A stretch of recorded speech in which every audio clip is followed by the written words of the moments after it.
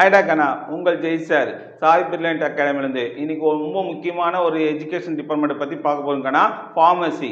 So pharmacy நான் படிக்கணும் ஆசையாக இருக்குது சார். அதில் வந்து ஒரு பெரிய படிப்பு என்ன படிப்பு சார், அதோட ஃபியூச்சர் எப்படி சார் இருக்கும், ஸோ அதை பற்றி அதில் வந்து ரொம்ப டாப்பஸ்ட் ஒரு குரூப்பை பற்றி நம்ம பார்க்க போகிறோம் கண்ணா. என்ன குரூப் பார்த்தீங்கன்னா ஃபார்ம் டி. எல்லாருமே கேள்விப்பட்டிருப்பீங்க, ஆல்மோஸ்ட் ஸ்டூடெண்ட்ஸு படிக்கிற students pharm D, I mean doctor of pharmacy. So அதை பற்றி நம்ம வந்து எல்லாத்தையும் பார்க்க போகிறோங்கன்னா, சார் டாக்டர் ஆஃப் ஃபார்மசி சொல்கிறீங்களே சார், அது எம்பிபிஎஸோட ஈக்குவலா? ஸோ அது ரெண்டாவது வந்து டூரேஷன் என்ன, எவ்வளோ ஃபீஸு, எந்த யூனிவர்சிட்டியில் ஜாயின் பண்ணோம், ஸோ அது படித்தா ஃபியூச்சர் எப்படி இருக்கும், எங்கே வேலை கிடைக்கும், எந்த டிபார்ட்மெண்ட்டுக்கு நம்ம போகலாம், ஸோ டாக்டர் வந்து பேர் நம்ம பின்னாடி பேர் இல்லை டாக்டர் போட்டுக்கலாமா போடக்கூடாதா, இது மாதிரி பல டவுட் உங்களுக்கும் எல்லா சந்தேகம் தீர்க்க போகிறது தான் இந்த வீடியோக்கான. ஸோ அதெல்லாம் ஸ்கிப் பண்ணாமல் பாருங்கள். என் சேனல் பிடிச்சிருந்தா சப்ஸ்கிரைப் பண்ணி வச்சுங்க. ஓகே, ரொம்ப யூஸ்ஃபுல்லாக இருக்கும் உங்களுக்கு. சரி ரைட்டு கண்ணா. இப்போ டாக்டர் ஆஃப் ஃபார்மசி டூரேஷன் வந்து பார்த்தீங்கன்னா மொத்தம் 6 இயர்ஸ் கண்ணா. 5 இயர்ஸ் எஜுகேஷனல், 1 இயர் வந்து உங்களுக்கு ப்ராக்டிஸ் கொடுப்பாங்க. ப்ராக்டிஸ்னால் என்னென்ன, எம்பிபிஎஸ் எப்படி ஹாஸ்பிட்டலில் போய் ட்ரைனிங் எடுத்துக்கிறாங்களோ சர்வீஸ் பண்ணுறாங்களோ அதே மாதிரி நீங்களும் போய் பண்ணணும். புரிஞ்சுது உங்களுக்கு? ஸோ அப்போ எம்பிபிஎஸை விட எம்பிபிஎஸ் வந்து 5.5 இயர்ஸ் தான் படிப்பாங்க, நீங்கள் 6 இயர்ஸ் படிக்கிறீங்க. அப்போ என்ன சார் ரீசன், ஏன் சார் 6 மந்த் எக்ஸ்ட்ரா போகுதுன்னா, கண்டிப்பாக போர்ஷன் கொஞ்சம் ஹெவியாக இருக்கும். சரி ரைட் ஓகே சார். போர்ஷன்னா என்ன சப்ஜெக்ட் சம்மந்தப்பட்டுனா chemistry and biology. Chemistry almost வரும் உங்களுக்கு, பயாலஜி உங்களுக்கு சேர்ந்து வரும் கண்ணா. ஓகே சார், அதோட டியூரேஷன் சொல்லிட்டேன் அண்ட் அதோட சப்ஜெக்ட் என்ன வரப்போன்னு சொல்லிட்டேன். அப்போ எம்பிபிஎஸும் இதுவும் ஒன்றுனா ஒன்று கிடையாது கண்ணா. இவங்க ப்ராக்டிஸ் பண்ணலாம், இவங்க வந்து கிளீனிங் ஸ்டார்ட் பண்ணலாம். இது ஒன்று தான் உங்களுக்கும் அவங்களுக்கும் டிஃப்ரெண்ட்டு. அவங்களும் டாக்டர் தான் பேர் போடுவாங்க, நீங்களும் டாக்டர். அடுத்தது பார்த்தீங்கன்னா என் பேருக்கு முன்னாடி டாக்டர் போடலான்னா 100% டாக்டர் போடலாம் கண்ணா. யாரும் எதிர்த்துக்க மாட்டாங்க, அலோவ் பண்ணாங்க. எம்பிபிஎஸ் நம்மளோட மெடிக்கல் கவுன்சிலிங் வந்து அலோவ் பண்ணிட்டாங்க. ஸோ டாக்டர் வந்து போடலாம்.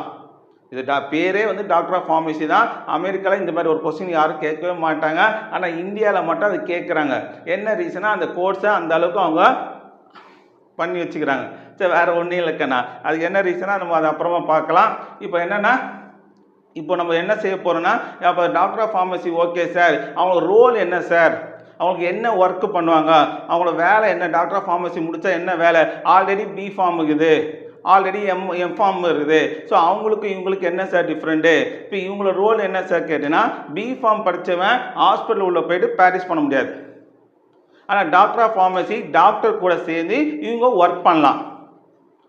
ஸோ என்ன சார் ரோலு கேட்டால், ஒரு டாக்டர் கொடுக்குற ட்ரீட்மெண்ட்டில் அவங்க ப்ரொவைட் பண்ணுற மெடிசன் வந்து இவங்க கரெக்டாக மெடிசன் கொடுக்குறாங்களா இல்லையா, ஸோ கரெக்டான நோய்க்கு வந்து கரெக்டான மருந்து டோஸ் போகுதா, ஸோ இவங்களுக்கு வந்து இன்னும் அதிகப்படுத்தலாமா கம்மிப்படுத்தலாமா இவங்களை கேட்டுட்டு பண்ணணும் கண்ணா. உண்மையான ரோல் இதுதான், ஃபஸ்ட்டு ரோல் இதுதான். ஸோ டாக்டருக்கு ஒரு கைட்னஸாக மெடிக்கல் டிபார்ட்மெண்ட்டில் ஒரு கைட்னஸாக கூட இருப்பாங்க. ஸோ அதனால் இவங்களுக்கு டாக்டர் போஸ்டிங் கொடுத்துக்கிறாங்க, வேறு ஒன்றும் இல்லை. இதுதான் முக்கியமான ரோல், அவங்களோட ரோலு. ஸோ அடுத்தது என்ன பண்ணலாம், மெடிக்கல் எங்கெல்லாம் மருந்து எங்கெல்லாம் கண்டுபிடிக்கிறாங்களோ எல்லா ஃபேக்ட்ரி எல்லா கம்பெனிக்கும் இவங்களுக்கு வேலை. இப்போ doctor of pharmacy head of the pharmacy ஆகிடுவாங்க, ஹெட் ஆஃப் த டிபார்ட்மெண்ட். அங்கே என்ன போஸ்டிங் இருக்குதோ அவங்க ஃபஸ்ட்டு போஸ்டிங் இவங்க தான் கொடுப்பாங்க. புரியுதா உங்களுக்கு? ஸோ சார் இது யூஜியா பிஜியா சார்னா 100% இது பிஜி கோர்ஸ்க்கான. ஏன்னா 6 இயர்ஸ் படிக்கிறதால நீங்கள் தனியாக திருப்பி இன்னொரு வாட்டி பிஜி படிக்கணும்னு அவசியம் கிடையாது. ஸோ யூஜியும் பிஜியும் சேர்த்து தான் நீங்கள் படிக்கிறீங்க 6 இயர்ஸ்க்குள்ளே. ஸோ இது பிஜி கோர்ஸு ஃபஸ்ட்டு மைண்டில் வச்சுங்க. அப்போ 6 இயர்ஸ் படிக்கணும், இன்னும் எக்ஸ்ட்ரா எதனா படிக்கணுமா, அப்போ வேறு என்ன பிஜி பண்ணணுமா அப்படி யோசனை வரும். ஏன்னா எம்பிபிஎஸ் 5.5 இயர்ஸ் பண்ணிவிட்டு எம்டி படிப்பாங்க, அது ஒரு 3 இயர்ஸ் கிட்டத்தட்ட படிப்பாங்க. ஸோ இப்போ இது மாதிரிலாம் இருக்கும். அப்போ இல்லை இயர் அதிகமாக போகுமா அப்படின்னு ஃபீல் பண்ணாதீங்க. கண்டிப்பாக 6 இயர்ஸ்க்குள்ளே நீங்கள் டாக்டராக ஆகிடுவீங்க. ஓகே, அதுக்கப்புறம் பார்த்தீங்கன்னா சார் கம்பெனியில் உங்களுக்கு நல்லா வேலை கிடைக்கணும் சார். எனக்கு வந்து இப்போது மெடிசன் வந்து எக்ஸ்போர்ட் இம்போர்ட் பண்ணணும் சார், வெளிநாட்டுக்கு பெரிய லெவலில் பண்ணணும் சார்னா 100% ஃபஸ்ட்டு எலிஜிபிலிட்டி உங்களுக்கு தான். ஸோ மெடிசனை எக்ஸ்போர்ட் இம்போர்ட் பண்ணலாம். ஏன் மெடிக்கல் கடை கூட வைக்கணும், உங்களுக்கு ரைஸ் இருக்குது. ஸோ மெடிக்கல் கடைக்கு நீங்கள் வந்து ஃபார்மசி ஓப்பன் பண்ணால் நிறைய பிரான்ச் போட்டுனா ஓப்பன் பண்ணால் உங்கள் ஃபினான்ஷியல் நல்லா இருக்குதுன்னா நீங்கள் அதை செய்யலாம். புரியுதா உங்களுக்கு? ஸோ இவ்வளோ வேக்கண்ட் இருக்குது.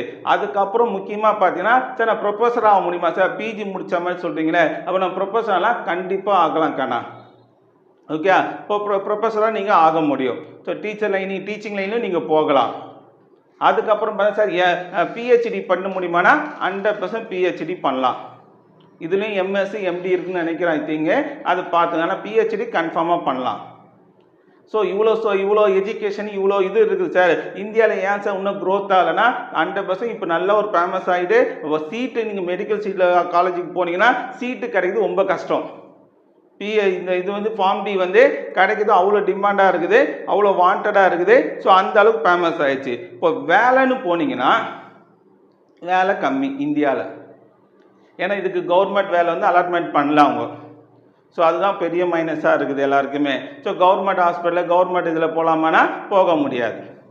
அதை நான் ஓப்பனாக சொல்லிடுறேன் உங்களுக்கு. சில இதுக்கு மட்டும் கான்ட்ராக்ட் பேஸில் எடுக்கிறாங்க. ஸோ அது மட்டும் தான் உங்களுக்கு கிடைக்கும், வேறு ஒன்றும் இல்லை. சரி, நான் இதோட மைனஸ் ப்ளஸ் நான் உங்களுக்கு ஒன்றுனா சொல்கிறேங்கண்ணா. ஓகே, இந்தியாவில் இதோட வேல்யூஷன் வந்து இன்னும் க்ரோத் ஆகலை, உண்மையான விஷயம். ஆனால் ஆஃப்டர் 6 இயர்ஸ்க்கு அப்புறமா இது லெவலே மாறத்துக்கு வாய்ப்பு இருக்குது, மெடிக்கல் டிபார்ட்மெண்ட் இருக்குன்னு சொல்கிறாங்க. ஏன்னா இப்போ வந்து ஒரு நோயாளி வந்து யாரை நம்புவான்?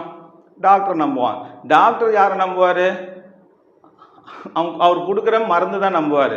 ஸோ மெடிக்கல் டிபார்ட்மெண்ட் என்றைக்குமே அழிஞ்சு போகிறதுக்கான ஃபார்மசி என்றைக்குமே டாப் ஃபஸ்ட்டாக தான் இருக்கும். ஸோ ஃபார்மசி இல்லாமல் ட்ரீட்மெண்ட் கொடுக்க முடியாது.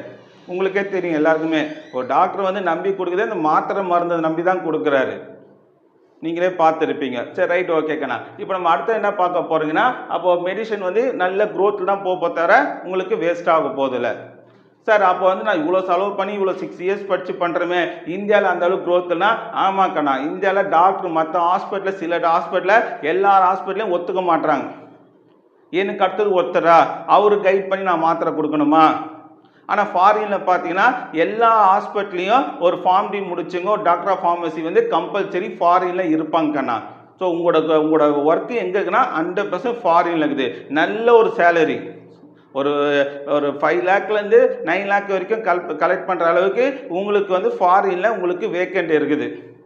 ஸோ அது உங்களுக்கு ஸ்கில்லை பொறுத்து தான் இருக்குது. உங்கள் டேலண்ட்டை எந்த அளவுக்கு டெவலப் பண்ணிக்கிறீங்க. நீங்களாம் பார்த்துருப்பீங்க, கொரோனாவில் வந்து அந்த மருந்து கண்டுபிடிக்கிறதுக்கு அந்த இன்னைக்கு வந்து என்னை பொறுத்த வரைக்கும் கேள்விப்பட்ட வரைக்கும் அந்த கொரோனாவுக்கு மருந்து கண்டுபிடிச்ச கம்பெனி தான் இன்னைக்கு வந்து நம்பர் 1 கோடீஸ்வரர் லிஸ்ட்டில் அவர் தான் நம்பர் 1ன்றாங்க. ஸோ அந்த அளவுக்கு ஒன்றுமே நிற்க வச்சுக்குது. ஸோ ஒரு மருந்து கண்டுபிடிக்கலாம் சாதாரண விஷயம் கிடையாது. ஸோ அது மாதிரி கம்பெனியில் பெரிய பெரிய கம்பெனியாக நீங்களே எதனா ஒரு மருந்து கூட கண்டுபிடிக்கலாம். ஸோ வரப்போகிற நோய்க்கு புதுசாக ஒரு நோய்க்கு நீ உங்களை எங்கேயோ கொண்டு போய் நிற்க வைக்கும். ஸோ நல்ல க்ரோத்னா ஆமாம் 100% நல்ல க்ரோத்து. உங்கள் ஸ்கில்லை நீங்கள் டெவலப் பண்ணிக்கணும், கொஞ்சம் ஹார்ட் ஒர்க் பண்ணணும். எம்பிபிஎஸ் விட கொஞ்சம் ஹார்ட் ஒர்க் பண்ணி படிச்சிங்கன்னா நீங்கள் டாப்பஸ்ட்டு ஒரு இதுக்கு போய் நிற்கலாம், உங்கள் லைஃப் நல்லா ஃபார்ம் ஆகும். ஸோ ஃபாரின்லாம் போனால் உங்களை லட்டு மாதிரி எடுத்துப்பாங்கண்ணா. எல்லா கண்ட்ரியும் USA UK எல்லா கனடா இவங்களாம் நிறைய வாண்டட் இருக்குது. நிறைய வாண்டட்னா ஃபாரினில் இருக்குது. இந்தியாவில் வந்து டாக்டர் வந்து அக்செப்ட் பண்ணிக்க மாட்டுறாங்க. அதுதான் ஒரு ப்ராப்ளம். அதே மெடிக்கல் டிபார்ட்மெண்ட்டில் அது மாதிரிலாம் நீங்கள் போனீங்கன்னா, கம்பெனியில் போனீங்கன்னா நிறைய மெடிக்கல் இதெல்லாம் இருக்குது நம்மக்கிட்ட. பெங்களூரில், தமிழ்நாட்டில் எல்லாத்துலேயுமே ஃபேக்ட்ரி நிறைய இருக்குது. அது மாதிரி கம்பெனிக்கு போனீங்கன்னா 100% உங்களை அக்செப்ட் பண்ணிப்பாங்க. கொஞ்சமாக க்ரோத்தாக நல்ல ஒரு சேலரி இந்தியாவில் கலெக்ட் பண்ண முடியும், நீங்கள் ஏர்ன் பண்ண முடியும். புரியுதா உங்களுக்கு? ஸோ இந்த மற்றதை விட என்னை பொறுத்த வரைக்கும் மற்ற டென்டல் அதை விட உங்களுக்கு வந்து நீங்கள் இது பெஸ்ட்டாக இருக்கும் எனக்கு. ஸோ மற்ற மெடிக்கல் டிபார்ட்மெண்ட்டை விட உங்களுக்கு இது ஒரு பெஸ்ட்டான ஒரு கோர்ஸு இந்த கோர்ஸ் உங்களுக்கு. ஸோ 6 இயர்ஸில் வந்து நீங்கள் பார்த்தீங்கன்னா நீங்கள் முடித்துக்குள்ளே இந்தியாவிலே ஃபுல் ஃபார்மில் இருக்கும் இந்த டிபார்ட்மெண்ட்டு. அதில் யாருக்கெல்லாம் ஃபார்மசி டிபார்ட்மெண்ட்டில் இன்ட்ரெஸ்ட் இருக்குதோ, உங்கள் மேலே யாருக்கெல்லாம் நம்பிக்கை இருக்குதோ, யாரெல்லாம் ஃபாரினுக்கு போகணுமோ, யாரெல்லாம் நல்லா சம்பாதிக்கணும்னு ஆசைப்படுறீங்களோ அவங்க இந்த கோர்ஸ் எடுத்து படிக்கலாம். ஸோ டாக்டர் நான் வந்து எம்பிபிஎஸ் டாக்டர் ஆக முடியல, எனக்கு அந்த இது பேக்ரவுண்டு இல்லை, ஸோ நீட் என்னால் கிளியர் பண்ண முடியல, ஸோ அது மாதிரி ஃபீல் பண்ணி என் பின்னாடி டாக்டர். ஆனால் அதுக்கு மட்டும் படிக்காதீங்க. டாக்டர் போகணும் அதனால் நான் அதை படிக்காதீங்க. உங்களுக்கு அந்த டிபார்ட்மெண்ட்டில் இன்ட்ரெஸ்ட் இருக்குது, நான் புதுசாக கண்டுபிடிக்கணும், ஆராய்ச்சியில் நான் இன்வால்மெண்ட் ஆகணும், ஸோ நான் வரப்போகிற நோய்க்கு என்னென்ன நான் என்னோட டேலண்ட்டை நான் அதில் காட்டணும். ஸோ ஆராய்ச்சி மைண்டு உங்களுக்கு யாருக்கெல்லாம் இருக்குதோ அவங்க இதை படிக்கலாம். ஸோ இன்ட்ரெஸ்ட்டு இன்வால்மெண்ட்டு இருந்தால் இதை எடுங்க. ஸோ வெறும் டாக்டர் மட்டும் பேர் போட்டுக்கிறாங்க அதுக்காக இதை எடுத்து படிக்கலான்னா படிக்காதீங்க. நானே சொல்கிறேன் உங்களுக்கு. ஓகே, சரி, ஓகேக்கண்ணா, ஆல் த பெஸ்ட். ஓகே, எல்லாரும் இந்த குரூப் முடிஞ்சா இது வந்து என்ன பண்ண டீம்டு யூனிவர்சிட்டியில் அட்மிஷன் போயிருக்குதுக்கண்ணா. இப்போ 2024 பேட்ச் எல்லாருக்குமே அட்மிஷன் போயிட்டாங்க. எப்படி சார் அட்மிஷன் போகிறாங்கன்னு கேட்டிங்கன்னா, ஃபஸ்ட்டு வந்து பார்த்தீங்கன்னா +2 மார்க். ஸோ 12th ஸ்டாண்டர்டில் நீங்கள் எடுக்கிற ஒரு 60% அபோவ் இருந்தால் போதும். Chemistry, physics, maths okay, biology இருந்தாலும் ஓகே தான், மேக்ஸ் இருந்தாலும் இந்த குரூப் ஜாயின் பண்ணலாம். ஸோ கெமிஸ்ட்ரி, ஃபிசிக்ஸு, மேக்ஸ் ஒரு % பார்ப்பாங்க, கெமிஸ்ட்ரி, ஃபிசிக்ஸு, பயாலஜி. ஸோ இப்படியும் வந்து அட்மிஷன் எடுக்கிறாங்க. ஸோ இதை பொறுத்த வரைக்கும் என்னென்னா +2 மார்க் மெயின் மார்க்காக பார்க்குறாங்க. அதுக்கப்புறம் சில காலேஜில் என்ட்ரன்ஸ் எக்ஸாம் வைக்கிறாங்க. அந்த என்ட்ரன்ஸ் எக்ஸாமை கிளியர் பண்ணி நீங்கள் உள்ளே போகலாம். இல்லை சார் நான் கவுன்சிலிங் மூலமாக போகலாமானா, இப்போ மெடிக்கல் டிபார்ட்மெண்ட் வந்து என்ன பண்ணிக்கிறாங்கன்னா கவுன்சிலிங் மூலமாக அட்மிஷன் போகணும்னு சொல்லிட்டு இப்போ மெடிக்கல் டிபார்ட்மெண்ட்டு உங்களுக்கு அலாட் பண்ணிக்கிறாங்க. சார் அது நீட் எக்ஸாமுக்கு மார்க் வச்சு பண்ணுறாங்களாம் கிடையாதுக்கண்ணா. +2 மார்க்கை வச்சு நீங்கள் அங்கே வந்து ரிஜிஸ்டர் பண்ணிட்டீங்கன்னா, கவுன்சிலிங் டிபார்ட்மெண்ட்டில் ரெஜிஸ்ட்ரேஷன் பண்ணிங்கன்னா, அவங்க மூலமாக நீங்கள் வந்து எம்ஜிஆர் மெடிக்கல் யூனிவர்சிட்டி கேள்விப்பட்டிருப்பீங்க. அவங்க கண்ட்ரோலில் நடக்கிற 21 காலேஜுக்கு வந்து அட்மிஷன் போடுறாங்க. ரொம்ப ஃபீஸ் கம்மி. நீங்கள் டீம்டு யூனிவர்சிட்டி போனீங்கன்னா லட்சக்கணக்கில் ஆகும், இங்கே போனால் 1000 கணக்கில் ஆகும். இவ்வளோதான் டிஃப்ரெண்ட் ரெண்டுத்துக்கும். ஸோ நீங்கள் அது முடிவு பண்ணுறது உங்களோட ஃபினான்ஷியல் இதை பொறுத்து முடிவு பண்ணுங்கள். ஸோ என்னை பொறுத்திக்கும் டீம்டு யூனிவர்சிட்டியில் பார்த்தீங்கன்னா 1.5 lakhsலேருந்து 5 lakh வரைக்கும் கலெக்ட் பண்ணுறாங்க பர் இயருக்கு. ஸோ அதை பார்த்து காலேஜை பொறுத்து இருக்குது, அவங்களோட பேக்ரவுண்டை பொறுத்து இருக்குது. ஸோ ஆல்மோஸ்ட் என்னோட இது ஒப்பீனியன் கேட்டிங்கன்னா இந்த கோர்ஸ் நல்ல கோர்ஸு. பட்டு காலேஜில் வந்து உங்களுக்கு அட்டாச் ஹாஸ்பிட்டல் இருக்கிற மாதிரி போய் ஜாயின் பண்ணுங்கள்.